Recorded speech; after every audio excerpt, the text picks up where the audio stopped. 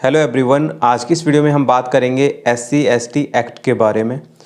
अगर इस एक्ट के तहत कोई भी SC/ST कास्ट का कोई भी व्यक्ति अगर कोई FIR दर्ज कराता है तो उस मामले में कैसे कार्रवाई करती है, कैसे पुलिस कैसे कोर्ट कार्रवाई करते हैं।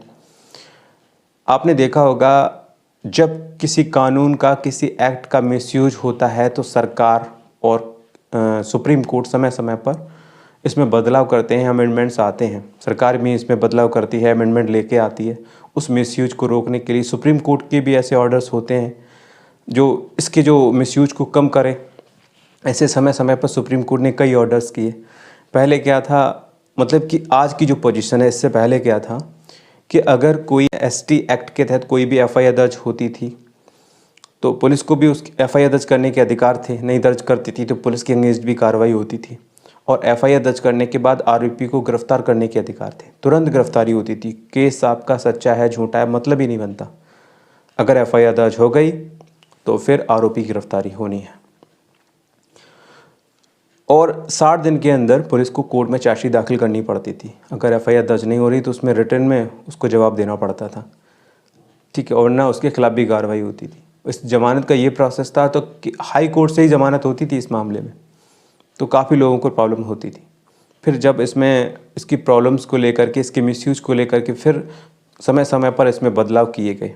फिर एक जो है अग्रिम इन्वेस्टिगेशन होने लगा है इसमें कि कोई भी FIR दर्ज करने से पहले इन्वेस्टिगेशन हो, उसके बाद FIR दर्ज हो, उसके बाद गिरफ्तारी हो। लेकिन इसका मिसयूज कम नहीं हुआ, लोग इसका मिसयूज करते थे। आज भी आप देख लीजिएगा, लोग जो SC/ST एक्ट के जो लोग हैं, SC/ST एक्ट से रिलेटेड, कास्ट से रिलेटेड जो लोग हैं, उनको लोग मोहरा बनाते हैं। इस एक्ट के द्वारा अपने विरोधी पर, अपने दुश्मन पर FIR दर्ज कराते हैं। फिर बाद में पता चलता है कि ये FIR फॉल्स पाई गई। तो यही इनका ही नतीजा है कि ये पाया गया कि इस तरह की FIR फर्जी झूठी पाई जाती हैं और इस तरह से इस तरह के एक्ट में बदलाव किए गए। और आज हालत ये है कि अब कोई अगर FIR दर्ज होती है तो FIR दर्ज करने के बाद पुलिस आरोपी की तुरंत गिरफ्तारी नहीं करेगी, बल्कि इस मामले की इन्वेस्टिगेशन के लिए DSP रैंक का अधिकारी ही इस तरह के मामले की इन्वेस्टिगेशन कर सकता है। जो इस तरह के जो SC/ST एक्ट से रिलेटेड जो भी FIR दर्ज हुई है उसमें DSP रैंक का ही व्यक्ति जो है इस मामले की इन्वेस्टिगेशन कर सकता है।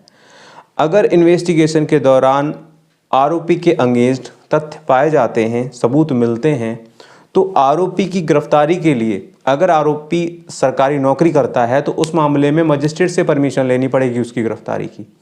अगर जो आरोपी है अगर वो आम नागरिक है तो उस मामले में SP या SSP से परमिशन लेनी पड़ेगी उस आरोपी की गिरफ्तारी करने के लिए। तो ये देखी जाए तो ये जो बदलाव किए गए हैं कि अब FIR दर्ज होती है तो गिरफ्तारी कराना भी इतना आसान नहीं है। तथ्य मिलते भी हैं तो उसके बाद भी मतलब कि परमिशन लेनी पड़ेगी।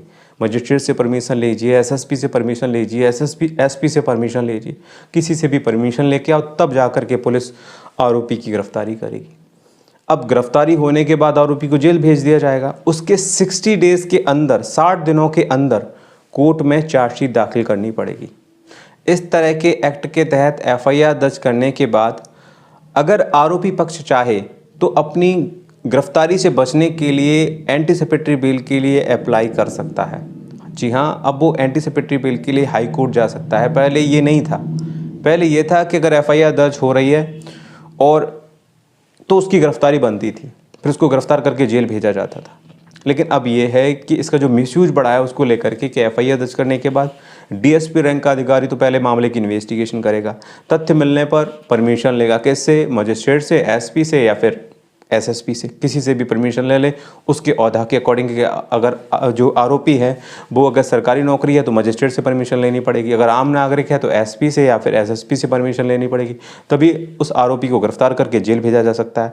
अब आरोपी के पास भी यहाँ पर एक मौका है कि उसके खिलाफ अगर FIR दर्ज हो रही है तो वो अब एंटीसिपेटरी बेल के लिए, अग्रिम जमानत के लिए अप्लाई कर सकता है। मतलब कि गिरफ्तारी से बचने के लिए हाई कोर्ट से बेल के लिए अर्जी डाल सकता है और अपनी एंटीसिपेटरी बेल करा सकता है। मतलब कि अगर एविडेंस मिलते भी हैं उसके खिलाफ, तब भी वो गिरफ्तारी से खुद को बचा सकता है जब तक कि उस मामले में इन्वेस्टिगेशन चल रहा है। जब इन्वेस्टिगेशन शुरू होता है तब वो कोर्ट में अपने आप को दोबारा प्रेजेंट करता है, फिर कोर्ट में सरेंडर करता है, फिर रेगुलर बेल कराता है। अगर ज़रूरत पड़ती है तो कोर्ट कहता है तो रेगुलर बेल कराइए, नहीं तो कोई ज़रूरत ही नहीं, केस में बस्तारी करते रहिए। और अगर उसने अपनी ज़मानत अब तक अगर अपने नहीं कराई है तो वो अब सेशन कोर्ट से भी, मतलब कि जो SC/ST एक्ट जो हर डिस्ट्रिक्ट में अब एक अलग कोर्ट बना दिया है इस तरह के मामलों की सुनवाई करने के लिए, उस कोर्ट में बेल एप्लीकेशन डाल सकता है, वहाँ से बेल करा सकता है। पहले तो हाई कोर्ट जाना पड़ता था। तो यहाँ पर ये भी थोड़ा सा फ़ायदा मिला है, तो ये एक फ़ायदा है। और उसके बाद जमानत अगर हो जाती है तो उस मामले में क्या है कि जो आरोपी है उस पर चार्ज फ्रेम होता है, चार्ज बनता है। उसके बाद प्रोसिक्यूशन एविडेंस की स्टेज शुरू होती है, जहाँ पे गवाही वगैरह होती है, कोर्ट में एविडेंस प्रस्तुत किए जाते हैं। उसके बाद 300 जब एविडेंस पूरा कंप्लीट हो जाता है, गवाही वगैरह पूरी कंप्लीट हो जाती है, क्रॉस एग्जामिनेशन वगैरह पूरा फाइनल हो जाता है, उसके बाद 313 का बयान होता है आरोपियों का। एविडेंस सारा हो चुका होता है, उनको पता होता है कि किसने क्या कहा है, किस गवाह ने क्या कहा है, क्या क्या एविडेंस प्रस्तुत किए गए, आरोपी को सारा कुछ पता है। अब आरोपी से पूछा जाता है कि भाई आप क्या कहना चाहते हैं अपनी सफाई में। तो अगर वो अपना जुर्म स्वीकार करता है तो फाइल को जजमेंट में लगा दिया जाता है। अगर वो इससे एग्री नहीं है, वो कहता है कि नहीं भाई ये सारा झूठ है, मुझको झूठा फंसाया गया है, ये कुछ सब सच नहीं है, ये या इस तरह का मैंने कृत्य नहीं किया है, तो उस मामले में फ़ाइल को डिफेंस एविडेंस में लगा दिया जाता है। फिर फाइल डिफेंस में चलती है। यहाँ पर जो एक्यूज़ड है उसकी तरफ से कोर्ट में एविडेंस प्रस्तुत किए जाते हैं। यहाँ पर भी ज़रूरत पड़ती है तो गवाही वगैरह होती है, एविडेंस होते हैं, उसके बाद क्रॉस एग्जामिनेशन होती है। यहाँ पर अभियोजन पक्ष की तरफ से जो वकील होता है वो क्रॉस करता है डिफेंस से, ठीक है। डिफेंस में जो विटनेस वगैरह उपस्थित होते हैं, तो जब डिफेंस एविडेंस कंप्लीट हो जाता है उसके बाद फाइल को फिर आर्गूमेंट में लगाया जाता है, फिर फाइनल आर्गूमेंट में लगाया जाता है, फिर जाके फाइल जजमेंट में जाती है। तो यहाँ पे जो पनिशमेंट है तो उसमें ये है, अगर SC/ST एक्ट के तहत बताएं तो 6 महीने से लेकर के 5 साल तक का पनिशमेंट है। और जो भी उसने कृत्य किया है वो IPC में देखा जाएगा कि वो कृत्य किस तरह का है, किस तरह का उसने अपराध किया है, उसके अकॉर्डिंग उसको पनिशमेंट मिलेगी। तो ये है। सो गाइस, ये था पूरा video. I hope you like this video पसंद आया हो तो लाइक कीजिए, चैनल को सब्सक्राइब कर लीजिए। चलिए मिलता हूँ एक नई वीडियो के साथ, तब तक के लिए जय हिंद।